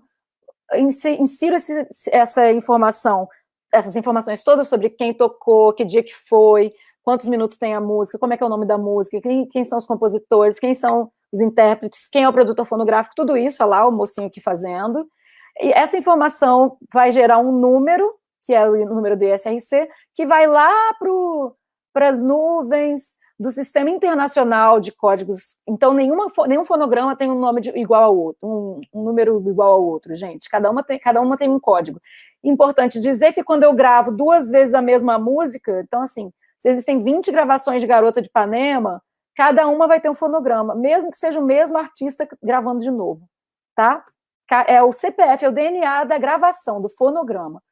E aí é isso que acontece, fica lá cadastrado. É assim, ó, o número, o códigozão é assim que funciona. Se eu estou no Brasil, essas 2 primeiras letras aqui vão ser BR ou BX. Se tem XXX, esse campo aqui vai querer dizer o seu número de produtor fonográfico. O meu, por exemplo, é YE4, cada um vai ter o teu, tá? 10 aqui é o ano da gravação, então esse ano, se você for registrar alguma, vai automaticamente aparecer 21, né? E o 00001 é uma coisa cronológica, sequencial. Então, se é a primeira vez que eu estou registrando um single esse ano, vai aparecer 1 para mim, e é automático, vai aparecendo lá. Se eu já fiz 20 SRCs esse ano como produtora fonográfica, vai aparecer 21 o próximo, tá? Então, sem esse DNA do fonograma, o CPF do fonograma, os artistas, produtores fonográficos e compositores não vão receber nada do ECAD, porque, como eu disse, o ECAD não dá para descobrir quem é que está cantando, ele não pode parar para ver isso, ou quem é que está tocando, ou quem são os autores, ou quem são os produtores fonográficos, né? Então, quando tiver arrecadação de direito autoral sobre aquele fonograma, aquela arrecadação que é na execução pública, o ECAD só pode pagar se isso estiver bem certinho. Dá para eu ver, Maíra, eu participei de um monte de gravação e não sei se cadastraram certinho. Dá para ver, sim. É só você entrar lá na sua associação de gestão coletiva e olhar no consulta web. Você vai conseguir ver, tá? Se você está lá e como você está, com o instrumento que você está. Então, vamos falar um pouco de ECAD, já que a gente viu agora através de que o ECAD consegue fazer essa arrecadação, né? O ECAD, para começar, a gente precisa entender o que ele faz. O papel dele é arrecadar e distribuir, né, gente? Então, ele arrecada em nome dos autores, artistas e produtores fonográficos, e aí autores, ele lembre também que, às vezes, o autor tem uma editora, então também a editora está no meio. Os direitos autorais relativos à execução pública das obras musicais, né? Direito de autor e dos fonogramas, que são as gravações, que são os direitos conexos e de autor, porque cada fonograma também tem uma obra.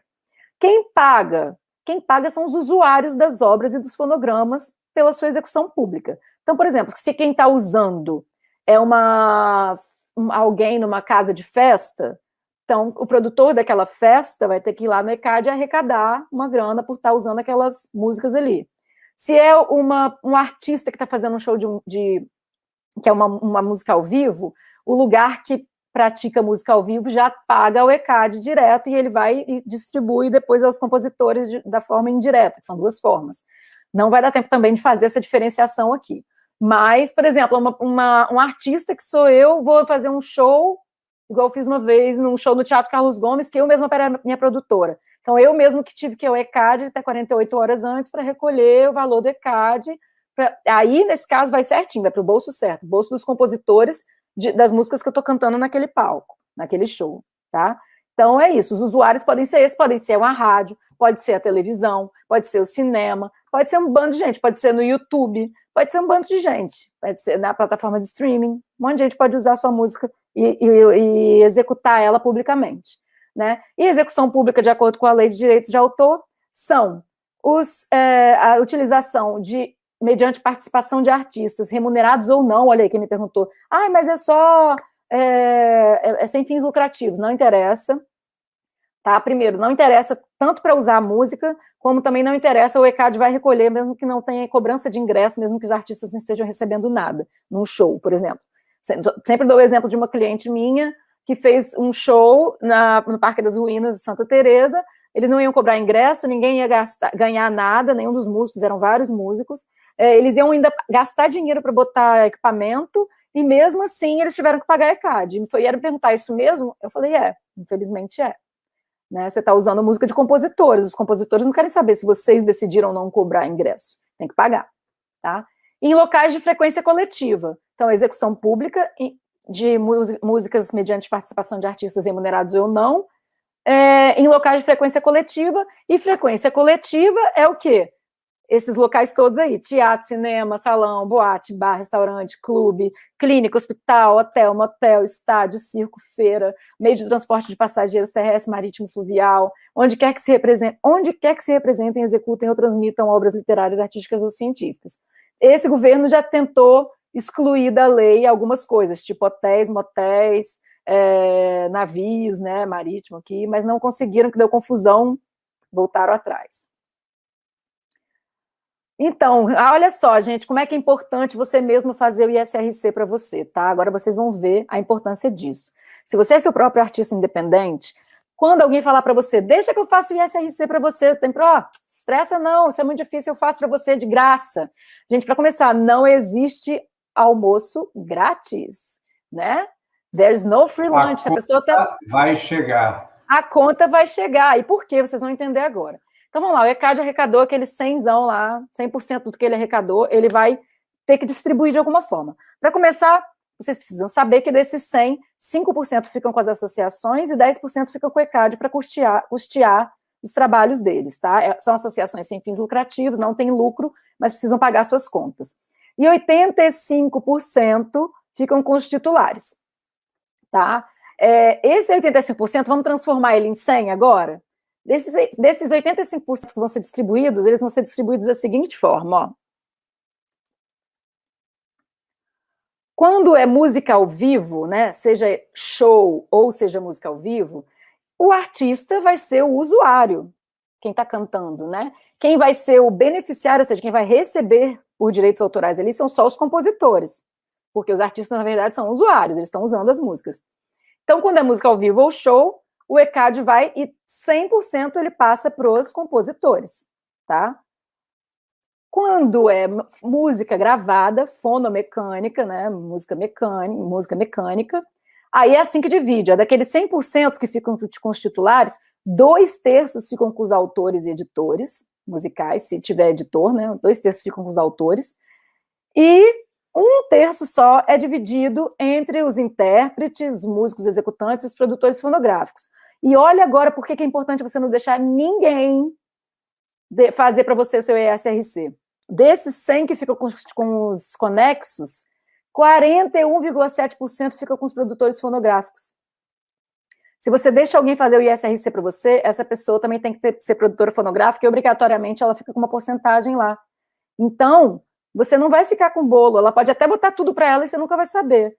É muito importante você ser seu produtor fonográfico, você mesmo fazer seu ISRC, se é você que está bancando a gravação. Porque se você precisar mudar o ISRC um dia também, se tiver algum erro, só você vai poder fazer. Só quem fez o ISRC vai poder fazer. Então, olha só, se você deixa alguém fazer para você, a pessoa se coloca como produtora fonográfica, é o tamanho do bolo que ela fica, 41,7%, né? Que é o mesmo tamanho que o intérprete fica, e os músicos ficam ali por já terem recebido cachê e tal, a lei entendeu que eles ficam com um pedaço menor, e 16,6% são divididos por eles por instrumento, tá? Por isso que eu falo do percussionista, se ele tem mais trabalho, eu acho legal botar ele todas as vezes, em todos os instrumentos que ele colocou. Bom, falando um pouco agora das fontes de rendimento, e o meu tempo já se esgotou há séculos, vou deixar aqui para vocês rapidamente as fontes de rendimentos, tem isso tudo aí, gente, não, a gente pensa assim, só tem aula, show, direito autoral, não. A gente pode botar a cabeça para funcionar. Hoje em dia eu vou falar dos novos aqui, ó, tem monetização no YouTube, tem os NFTs, tem os M-Shares, tem tudo isso aqui, tem muito mais coisa, tá? Que a gente pode fazer hoje em dia, até sem mesmo sair de casa. De onde vem o dinheiro, Maíra? Não tem dinheiro para começar. Tem o autofinanciamento, quando você é seu próprio empresário, né, seu autoempresário, e tem o financiamento de terceiros. Você pode pedir, fazer um crowdfunding, você pode entrar em projetos de lei de incentivo, em editais. Tem o setor privado, que você pode pegar patrocinador, empresários, gravadoras e editoras, que às vezes te adiantam dinheiro.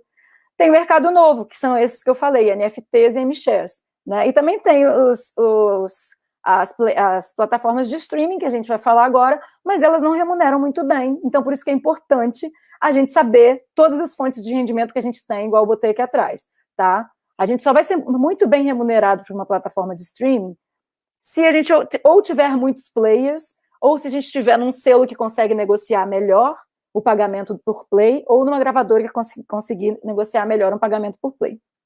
Streaming, gente, eu gosto de falar, vou falar bem rapidamente para não invadir muito. Eu tenho mais 5 minutos? Acho que eu consigo.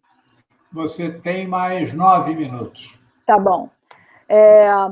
Então, em português, streaming significa fluxo. Por quê? Porque antes a gente fazia download. Hoje em dia, não. Enquanto você está ouvindo a música, ela está descendo para o seu computador. É um fluxo constante, tá? Eu gosto de falar isso para as pessoas entenderem. E como é que funciona essa remuneração, esse uso da música pela plataforma? Como é que o artista ganha? Como é que o usuário paga? Como é que funciona? Bom, existem, então, quem são as pessoas que aparecem nesse cenário? São uma plataforma de streaming, que eu vou falar agora só Spotify, mas pode ser o Deezer, Apple TV, YouTube Music, etc. Várias outras. Existem plataformas de vídeo também, né? Aqui a gente só vai falar do streaming de áudio, e a gente vai dar o exemplo do Spotify para não ficar muito confuso, tá? Spotify, então, é o usuário de quê? Do fonograma, né? Ele está usando um fonograma quando ele coloca esse fonograma na plataforma dele. Ele usa ali para deixar à disposição num banco de dados, numa base de dados, quando alguém quer dar um play, né? Então, o Spotify é uma empresa, né? E ela tem gastos e também quer gerar lucros. Então, ela vai precisar receber por esse serviço. Mas ela também está usando música que não é dela. Então, o que ela tem que fazer? Ela tem que pagar alguma coisa para o dono dessa música, o dono desse fonograma, né? E o dono da obra musical que está ali dentro do fonograma. O que ela vai fazer? O dono do fonograma é o produtor fonográfico, né? Então, ele tem que ter tido autorização dos artistas e do compositor. Se ele não tem, já está errado, tá? Então, por isso que a plataforma negocia só com o dono do fonograma, porque, em tese, ele já pegou autorização de todo mundo. Então, ele vai negociar com o dono do fonograma, que no nosso caso, o nosso artista independente é o seu próprio produtor fonográfico, que vai lá subir a música. Só que esse dono do fonograma não tem como subir direto para o Spotify. Isso é impossível aqui no Brasil, tá? Porque ele precisa fazer isso através de um terceiro, que é quem? Que são as agregadoras, também conhecidas como distribuidoras digitais. Bom, o produtor fonográfico está trabalhando, ele gastou para produzir o fonograma, esse é o negócio dele, a música é o negócio dele. E ele também quer lucro, então ele também precisa receber pelo seu uso, ele quer cobrar do Spotify. Só que ele não consegue cobrar diretamente do Spotify, porque existe essa regra que tem que ter essa agregadora, essa corretora de imóveis aí no meio, essa intermediária, para fazer esse papel, tá? Só para alguém abocanhar um pouco mais o din-din. É o atravessador. É o atravessador. Que, no caso, são quem, gente? Aqui no Brasil já tinha falado, mas Trattório, OneRPM, CD Baby, Dito, Alta Fonte, tem várias, tá? depois vocês pesquisem aí, são as distribuidoras digitais, que ela também está fazendo um trabalho, e ela também é uma empresa também que é lucro, também quer ganhar o dinheiro dela. Então, como é que funciona o caminho do dinheiro e o caminho da música, que é o caminho do fonograma? É assim, ó, o nosso artista, que é o artista independente e quer ser o próprio produtor fonográfico, ele vai botar o fonograma dele como um agregador distribuidor, que vai cobrar dele uma porcentagem, a corretagem, né? Entre 9% a 30%, dependendo da distribuidora. Eu vou dar os exemplos extremos aqui, 9% CD Baby, 30% One RPM, ou seja, a CD Baby distribui 91% de volta para o músico, e a One RPM 70% de volta para o músico, mas não é simples assim, tá, gente? Eu também tenho um curso que fala de como escolher essa distribuidora, porque aqui, por exemplo, a CD Baby, ela paga 91%, só que ela cobra para subir a música, cobra caro, e a One RPM não cobra nada, tá? Então, o músico vai lá e vamos supor que ele escolheu a One RPM, que é 30%, só que ela retém e passa 70% para o compositor, para o artista, desculpa, para o artista independente. Aí o compositor botou a música aqui na distribuidora, a distribuidora entrega a música lá no Spotify, etc., né, nas plataformas de streaming, e a plataforma de streaming, quando o usuário dá o play, ela toca a música. O usuário paga a plataforma de streaming, paga como, Maíra? Eu não sou premium do Spotify, não pago o Spotify, você paga ouvindo propaganda, mas você paga, tá? Ouviu a música, ouviu a propaganda remunera a plataforma, ou o Spotify Premium, aquela assinatura remunera, a plataforma vê de quem foi a música, e aí tem um jeito lá de remunerar, que também não é justo, mas enfim, é assim, e o dinheiro chega de volta aqui, passa para agregador, que desconta 30% do que vai ficar com ele, e passa o resto para o produtor fonográfico, que no nosso caso é o artista independente. Ah, mas vamos entender melhor isso? Como é que é essa remuneração direitinho, assim, porcentagem, dinheiro, como é que é? Bom, nesses sites aqui de baixo, vocês podem ver lá mais ou menos a música mais bem paga por play, e eu estava usando o Spotify, vamos lá, é 0,0038 centavos de dólar por play, gente. Eu gosto de fazer uma brincadeira aqui, quanto que fica, então, para ganhar um salário mínimo? Se a gente considerar que o salário mínimo é 5 reais, né, que o dólar é 5 reais, e o salário mínimo 1.045, é 209 dólares de salário mínimo, a gente vai precisar, no Spotify, de 55 mil plays para conseguir um salário mínimo, tá? E o caminho do dinheiro? O caminho do dinheiro é assim, ó, o usuário paga o Spotify paga a agregadora distribuidora, né, que é o One RPM, no nosso caso aqui, 58% o Spotify paga para essa distribuidora, tá? O Spotify fica com a sua parte, que são os 30%, porque eles definiu que são 30% também, aqui por acaso é igual o da One RPM, e 12%, ou seja, se você somar 12 mais 30 mais 58 dá 100. 12% o Spotify paga ao ECAD, a título de direitos autorais, e a UBEM, que é a União Brasileira das Editoras de Música, a título de utilização do fonograma, fonomecânica, reprodução. O valor que fica com a agregadora e distribuidora, como eu disse para vocês, varia de acordo com cada distribuidora, né? A PM cobra 30, a CD Baby 9, a Trattoria 25, enfim. Então, em outras palavras, de 100% que o Spotify recebe, 30% fica com ele mesmo, 58% ele vai dar para a distribuidora, que desse 58% ele vai pegar 70%, vai pegar 30% e vai ficar com ele e distribuir 70% para o artista, no caso da One RPM, e 12% vai pagar para os autores, são os compositores, e a gente vai ver essa divisão, e 0% para o Conexo, para quem me perguntou aí se os músicos acompanhantes recebem. Nas plataformas de streaming, não. Maíra, por que se a lei fala que tem que pagar?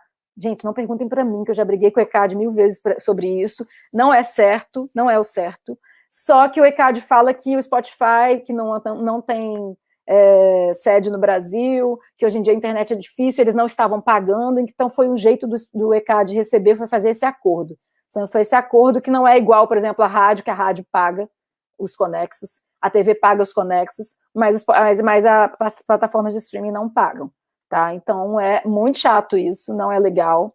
Eles alegam que, na verdade, o conexo aqui, eles acham que é só o artista e que o artista independente já está recebendo aqui, ó.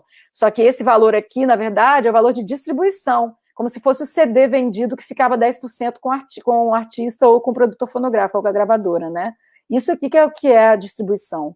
Agora, isso aqui é direito autoral de execução pública, que não está sendo pago.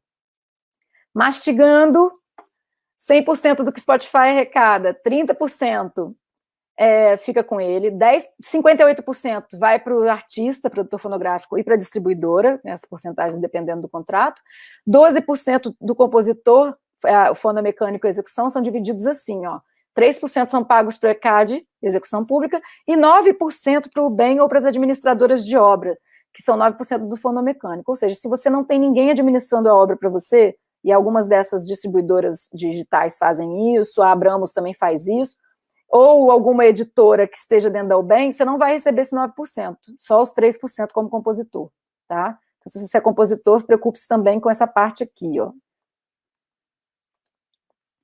Então, olha, muito em linha com o que o José Maria falou lá no começo, é o nosso desafio. Hoje em dia a gente precisa aprender muito mais sobre o mercado da música, não só de direitos autorais, gente, como eu estou falando aqui, mas de marketing, planejamento, tecnologias, etc., para ganhar dinheiro e vivermos de música e não perdermos dinheiro também. Porque não é só ganhar dinheiro, é não perder. Por exemplo, você está deixando de ganhar um direito autoral em algum lugar que você podia estar ganhando, né? Ou você está deixando de ganhar os 41,7% porque você não fez seu ISRC e deixou alguém para fazer para você. Essas ciladas que a gente tem por falta de conhecimento. Por isso que é muito importante conhecer, né? Que isso é dinheiro, né? Isso é sua remuneração, isso é seu negócio, você está estudando para isso, né? Então, a gente falou no começo, a gente precisa saber muito mais sobre isso tudo aí, né? YouTube Content ID, que já não estava lá antes, isso tudo aqui que eu já tinha falado para vocês, e muito mais, empresariamento artístico, né? Trilha sonora, NFT, e muito mais. Então, quando consegui terminar, desculpa o super atraso, porque era muita coisa para falar em pouco tempo. Se eu ainda tiver algum tempo, eu posso responder as perguntas. Se eu não tiver, vocês podem depois colocarem as perguntas, me mandarem as perguntas ou nos directs do Instagram, ou pelo meu WhatsApp, ou pelo meu e-mail, que está aí, gente. Estou à disposição para responder as perguntas de vocês, tá bom? Se eu ainda tiver algum tempo agora, se vocês quiserem escolher aí, você quiser, Zé Maria, escolher alguma pergunta, fica à vontade, eu respondo. Assim, é claro que todos teriam muitas perguntas a fazer, né? Mas a gente já avançou um pouquinho da hora. A intenção desses encontros, na verdade, você veja que teve uma frequência aqui muito boa de pessoas querendo informação, os músicos querem informação, os músicos precisam ter informação, e eu acho que essa informação, nós que somos uma escola e as demais escolas de música deveriam prestar aos seus alunos, porque, afinal de contas, são eles que vão ser os profissionais que vão estar lá. Se já não estão no mercado, inclusive, muitos aqui já devem até estar no mercado e sem saber muito essas questões. Eu queria te agradecer, você é uma graça de pessoa, de estar aqui com a gente, explicando, dando essa fala, mas você vai voltar num curso aqui, mais aprofundado, para a gente explicar mais a fundo essa questão do direito autoral, que é um dos assuntos que mais nos interessa, né? Assim, não só o direito autoral, mas como todas essas ferramentas. Então, assim, você não sei se está disponibilizado aí teu e-mail, teus... se quiser botar de novo aí, Richard, tá sim, estava aí. Bota aí, Richard, para as pessoas mandarem para ela as perguntas, enfim. Queria te agradecer, agradecer a Funarge, a Leia Brasil, que apoiou este evento, a todos os que participaram dessa pequena produção, que é um monte de gente. Está o Jason Prado, a Lu Oliveira, o Pedro, que tá também aí no ar, o Zé Gifor, que veio aqui das palavras dele, o Zé Emílio, lá na Funarge, assim, um monte de gente, a Gláucia Sundim, que está aí. Se eu não falar o nome dela, eu vou apanhar aqui daqui a pouco. Mas, assim, é um esforço enorme que ele está fazendo. Nós teremos mais 6 encontros falando desses assuntos todos, muito importantes para nós. Já queria te convidar para a gente pensar nesse curso para oferecer para a nossa comunidade escolar e para quem mais vier. Né? E queria recomendar para vocês que, assim, a semana que vem, no mesmo horário, no mesmo bate-canal, nós vamos ter a palestra do Carlos Lewis, presidente da ABMI, Associação Brasileira da Música Independente. Eu vou passar a palavra para você, Maíra, para você se despedir do nosso público. Queria agradecer a presença de vocês todos. Muito obrigado pela frequência. É isso aí, nós teremos outros. Contigo. Obrigada, Zé Maria. Foi um prazer imenso meu estar aqui com vocês hoje. Meu objetivo é esse mesmo, é difundir os conhecimentos para que todo mundo nivele aí, né? E hoje em dia, cada dia aparece mais conhecimento, parece que a gente está sempre para trás, né? Então, mas é isso mesmo, tem que continuar. Obrigada pelo convite, obrigada Funarge, obrigada Escola Vila Lobos, a Lu Oliveira, obrigada ao pessoal que ficou aí nos bastidores, Richard ao de fora, a todo mundo que participou, Leia Brasil, enfim. Muito obrigada a todos vocês. Estou à disposição de todo mundo aí nos meus canais para tirar dúvidas de vocês, tá? Se vocês quiserem, fiquem à vontade. E estamos juntos, vamos embora fazer esse curso novo aí, que o pessoal está interessado e eu acho que é importante. Abraço, obrigado. Tchau, gente. Beijo. Obrigada. Beijo, tchau.